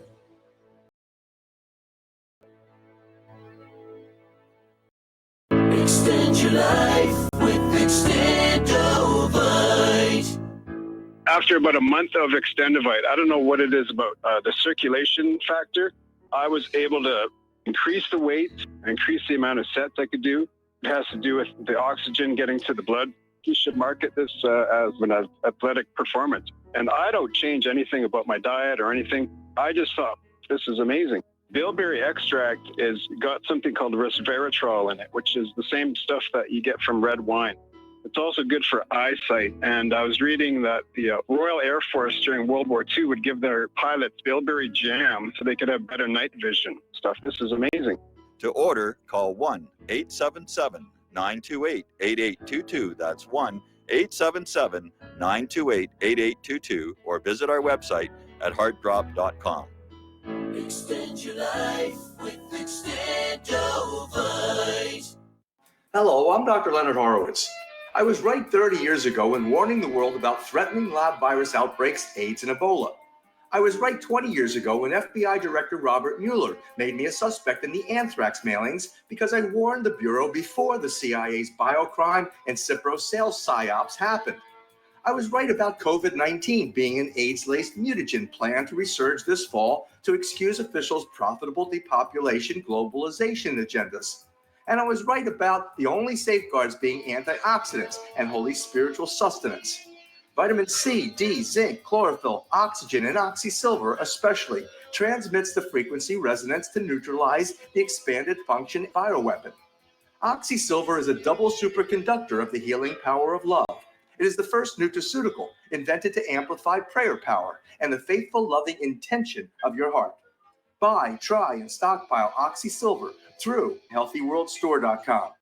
Homeowners, if your lender has gone out of business or sold your transaction to another lender or servicer, you may be the victim of a wrongful foreclosure resulting in the loss of your home. If you've already lost your home, are in foreclosure, or even in good standing, you can challenge the mortgage transaction's illegal issue and your property can be restored to you, and your foreclosure can be stopped or reversed and the mortgage transaction declared unenforceable. State laws, U.S. title codes, the Uniform Commercial Codes, and U.S. Supreme Court rulings have upheld that defective mortgage documentations can reverse or stop foreclosures and enforce property title claims in favor of the homeowner. We are having successes in stopping the process of foreclosure, the enforcement of the foreclosure judgments, the sale of property, and evictions after the sale. We are not attorneys, and we don't give legal advice. We are a professional team of legal researchers, providing forensic mortgage audits and expert witnesses. We have the knowledge to produce the evidence and enforce laws regarding your legal issues. We've been in business for 12 years without a complaint. Consultations are free, and we provide a free title search to confirm if your mortgage has legal defects. Please call 855-253-3748. 855, 2, keep it today.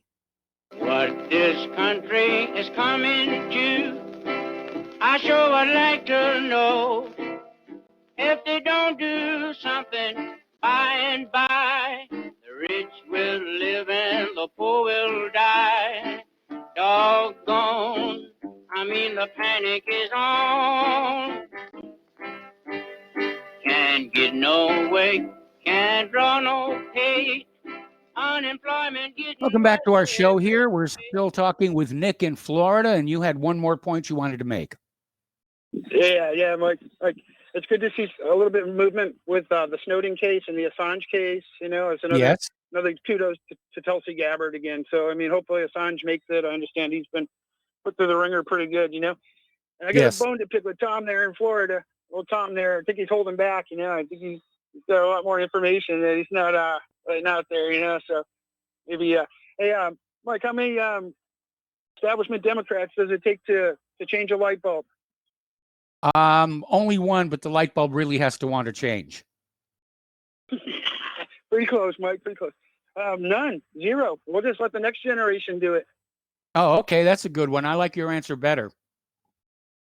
Okay, Mike. Yeah, Trump and Pence talking about law and order. It's like, come on, law and order. It's been a long time since we've had that in America. You know, much as I like the guy as a man and everything, you know, it's like we're gonna need some more proof before we're gonna believe anything about law and order around these parts. You know, Mike, thanks for taking my call. Okay, you got it here, and thank you for the call. We're going to switch over to David in Boston. Hello, David. Welcome to the show. What's on your mind? Hi, Mike.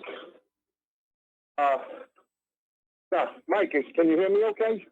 I hear you just fine. What's on your mind? Oh, okay. Listen, at some point I'm going to get on to the bloody legacy of the FBI with the, with Whitey Bulger and the corrupt FBI agent there, John Zip Conley and all that. Sir, I mentioned all the color up in northern New England. Yeah, northern Vermont. Yes, you did. Yeah, I mean, like I think in the previous show, I think we were coming up at the end of the show, right, or something. But okay, David. Now we're having trouble hearing you, so you need to go back to having the microphone closer to your mouth. Oh, is that better? Much better. Oh, okay. I'm on a little shuttle bus. I'm going to be getting off him in just a few seconds.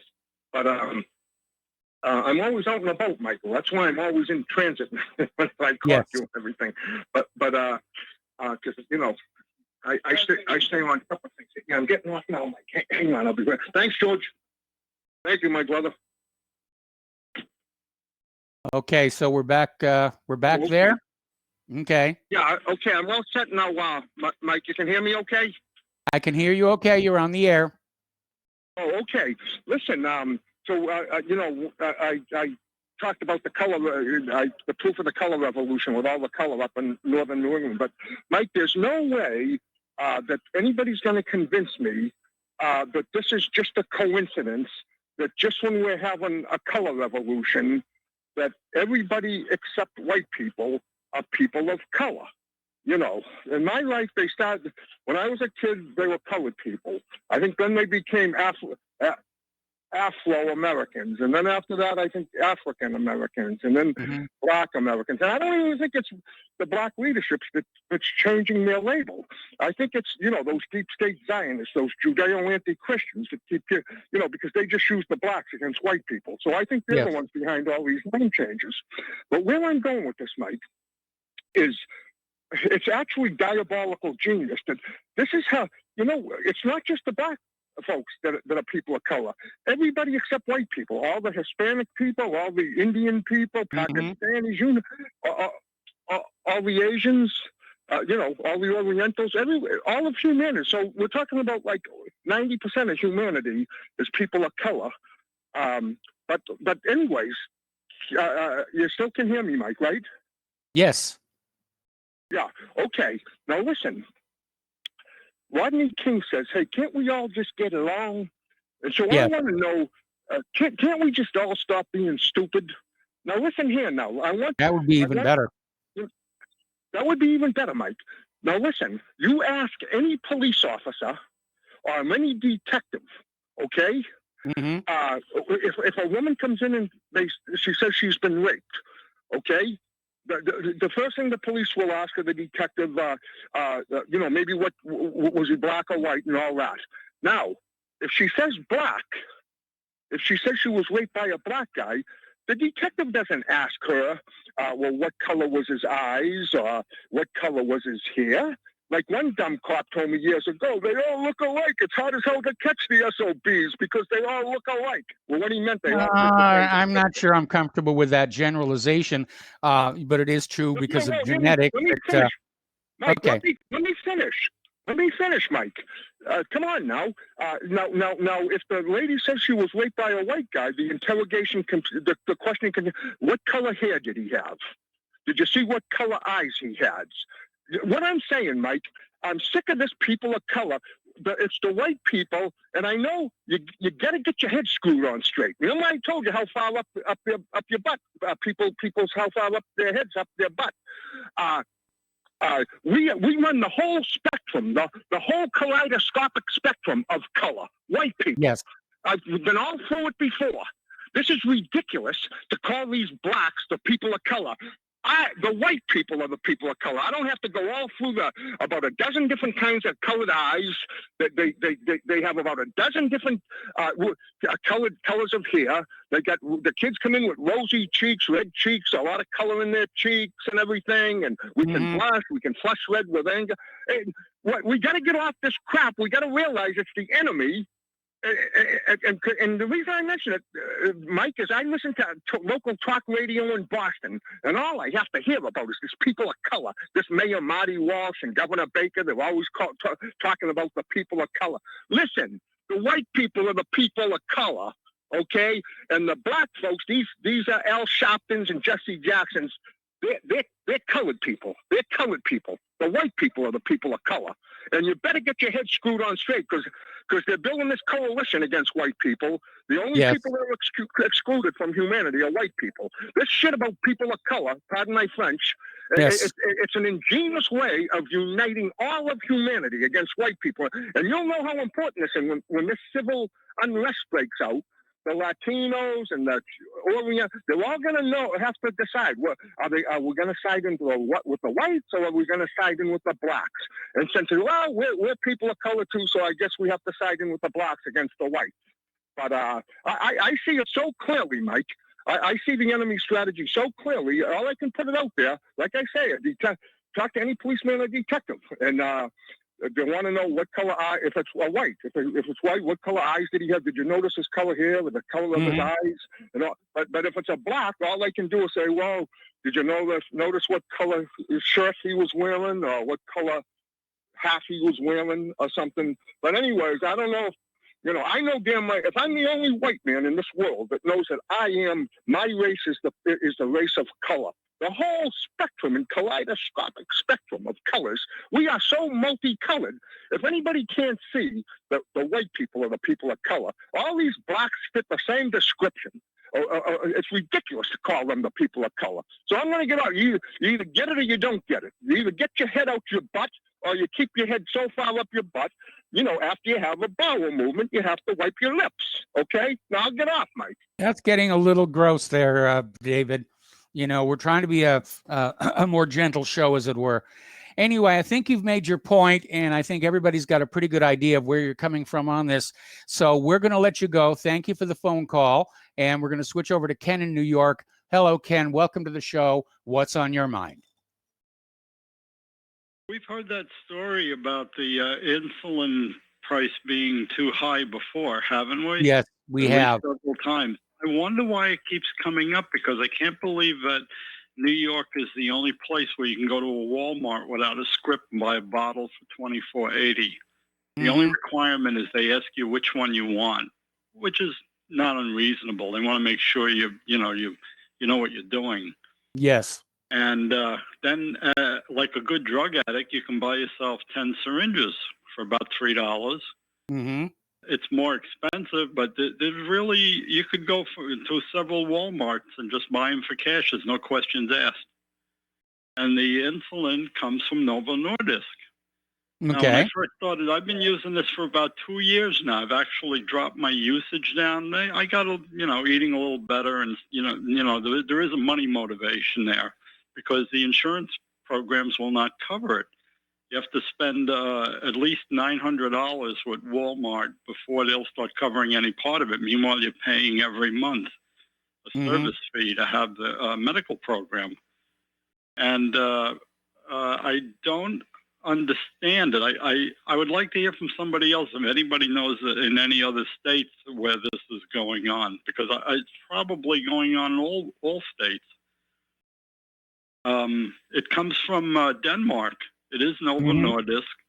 There's a slight difference in the formulation, but the only thing that I can see, and I've argued this with my endocrinologist, I said, why do I got to have Eli Lilly? And then I smiled at him. I said, you're not invested in it, are you? You don't like that too much. I can imagine. And I think Anything they else? all are. Yeah. Well, No. certainly. Certainly. I mean, Sorry? doctors push product, and they're going to push the product that they're financially connected to. Our dentist pushed a specific insurance program that he was obviously tied in with, because we didn't even get home before our email box was filled up with all kinds of ads here. All right, so Ken, we're getting short on time, and I got a lot of callers. We're going to let you go and switch over to Bruce in Texas. Hello, Bruce. Welcome to the show. What's on your mind? Hey, Mike. Hey, real quick, one question. You ever notice? I was looking for shoe polish, and polish and Polish. Is that spelled the same way? They're spelled the same way, but they're pronounced differently based on the context. And unfortunately, English, which has sort of been spliced together from several other languages throughout history, has a lot of things like that that are spelled the same but pronounced differently depending on the context. Actually, English is actually a very difficult language to learn compared to others. Yeah. I'm going to have to let the next caller come on. I've got an interruption here. All right. Well, thank you very much. Thank you very much for the phone call. We're going to switch over to Mark in Georgia. Hello, Mark. Welcome to the show. What's on your mind? I tried to go on to Dun and Bradstreet, their website, to find the number for the CDC Corporation, and this little chat box opened up, and I asked them about getting the D&B number for the CDC, and said, "This is Dun and Bradstreet. What can I do for you?" Yeah, I want to get your number for the CDC, and just like, what?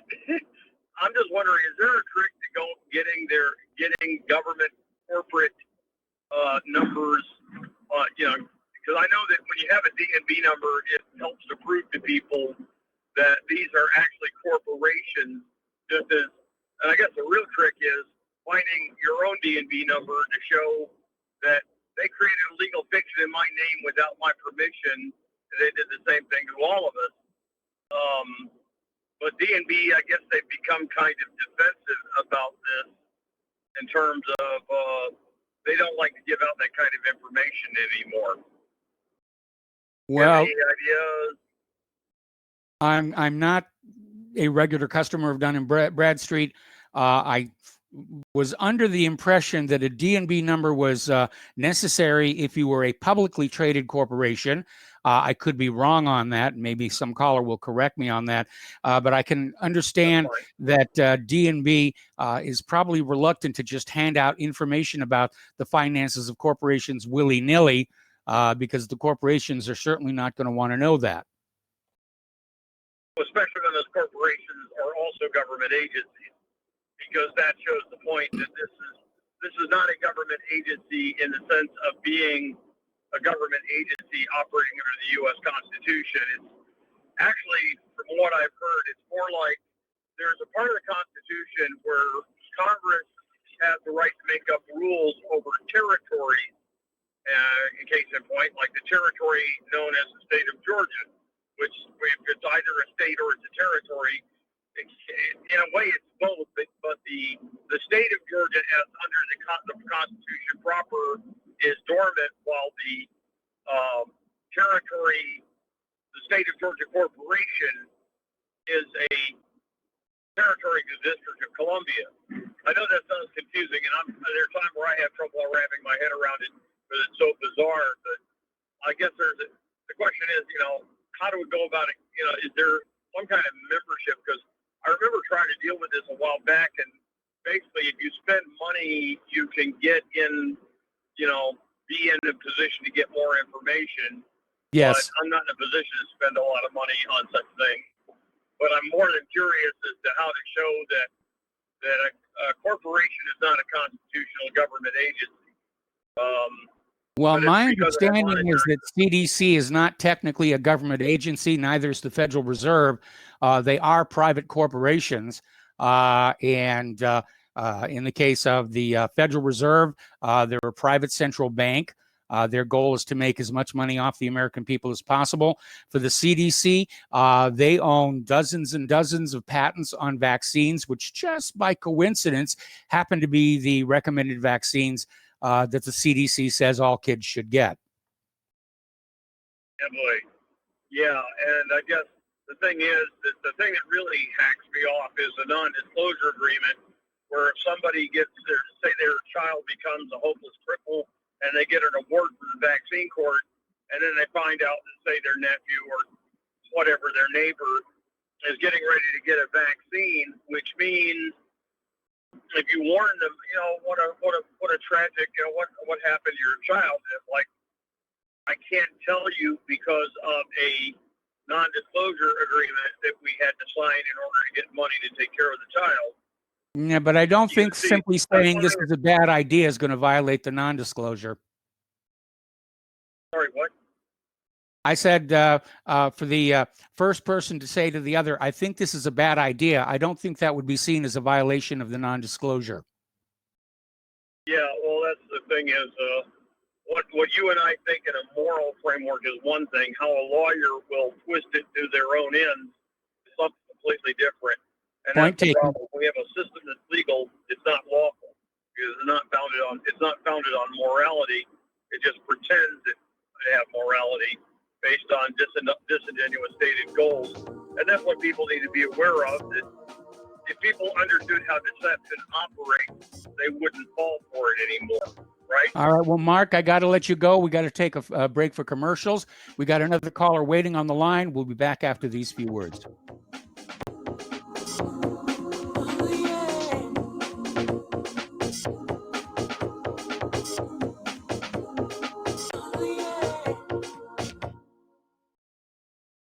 Is your property a financial burden and causing you grief? Have you tried to sell but can't find buyers? Or are you just too busy to sell your property? Don't worry, we have the right solution for you. We buy properties as is, with cash, close in 30 days, and pay all closing costs. Our service is ideal for property owners who are in pre-foreclosure, have high-end repair costs, experiencing financial hardship, going through costly divorces, are relocating, need cash for retirement, suffering family loss, or have tax liens. Whatever your situation may be, we can help you sell your property and get the money you need.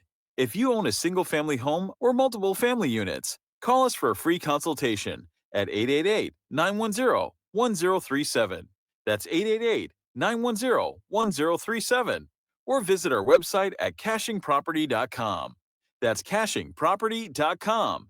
Sell your property fast and leave all your worries behind. Extend your life with Extendovite.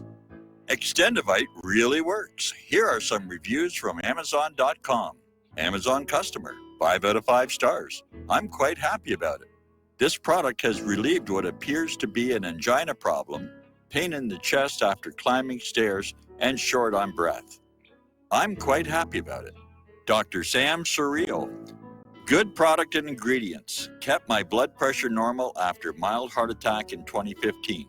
Switched to plant-based diet also to reverse atherosclerosis. John Bispicos, 5 out of 5 stars. Built up my immune system. To order, call 1-877-928-8822. That's 1-877-928-8822 or visit our website at heartdrop.com. Extend your life with Extendovite.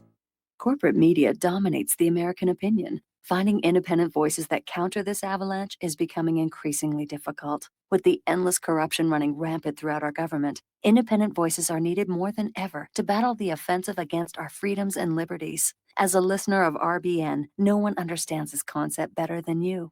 Now it's up to you to do your part. The time has come for you to take action and begin broadcasting the truth to hundreds or thousands of people every month. Sound impossible? Quite the contrary. With pointed slogans from LibertyStickers.com, you can reach countless sleeping Americans unaware that they live in a real-life wonderland. LibertyStickers.com has a huge inventory of political bumper stickers and messages that reflect the truth about our government, our politicians, and the future of America. With so many in stock, there's one perfect for you. Visit us today at LibertyStickers.com. Again, that's LibertyStickers.com. Do your part. Your voice is important. Let it be heard. Some are maxed out all their credit cards. Some are working 2 jobs and living in cars. Minimum wage won't pay for a roof, won't pay for a drink. If you gotta have proof, just try it yourself. yourself, Mr. CEO. See how far $5.15 an hour will go. Take a part-time job at one of your stores. I bet you can't make it here anymore. And welcome back to our show. Last segment of our program today. And Fox News just ran the story about how Facebook and Twitter are trying to block the New York Post story about Joe and Hunter Biden and Burisma and the emails that link them all together. And I think the implication here by Facebook and Twitter is that the New York Post is lying, in which case I would suggest the New York Post sue for libel. All right, we're going to go back to the phones. Peter in Los Angeles. Hello, Peter. Welcome to the show. What's on your mind? Yeah, hi, Mike. I was just talking the other day about how popular culture sets mores and standards and so on and so forth. And it occurred to me as I was watching television today that I've got Spectrum television. Yes. Every channel you can imagine. I don't even remember what the name of this is, but there are a couple of channels that are full-time devoted to digging up people to sue the Boy Scouts. Yes. And how the Boy Scouts, and I was a Boy Scout, I thought it was back in the 60s, it was a really positive thing for me. Mm-hmm. But the demise of the Boy Scout came with the same people, at the hands of the same people who brought us gay marriage and transgenderism and all that stuff. And, any bathroom will do, and you can claim yourself to be a woman or a man or whatever you want to be. You know who the same people are. They're pushing the same agendas. And they brought us a stuff where you could be a gay scoutmaster. Yes. And they forced that in. I remember that fight. You cannot be a gay Orthodox or even a female, by the way. You can't be a female Orthodox rabbi. But they allowed and they pushed for, gay scoutmasters. And then you get almost a Catholic Church, Catholic priest kind of response. And now there's a great American institution that has gone, which apparently they always felt threatened by because I think it was Christian oriented. Yes, and very much so. And they looked at it as being something hostile. And it was training men. It was training us small boys to be manly men, and that's something else the gays don't like. Yeah, and I'm not talking about the people who set that agenda, though, aren't the gays.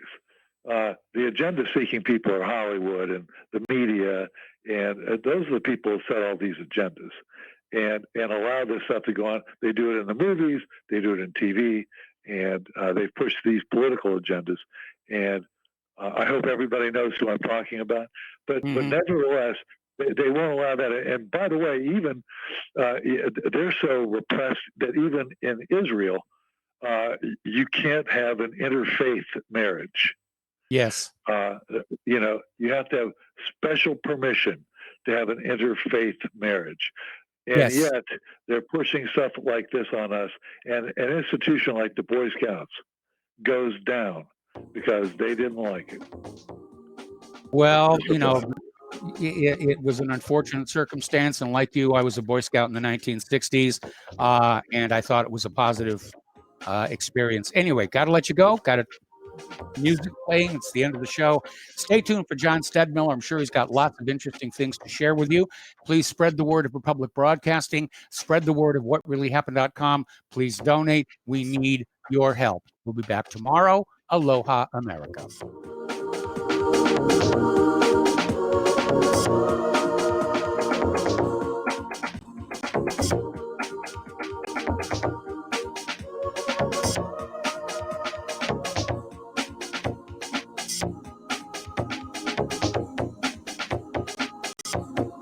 Oh, yeah.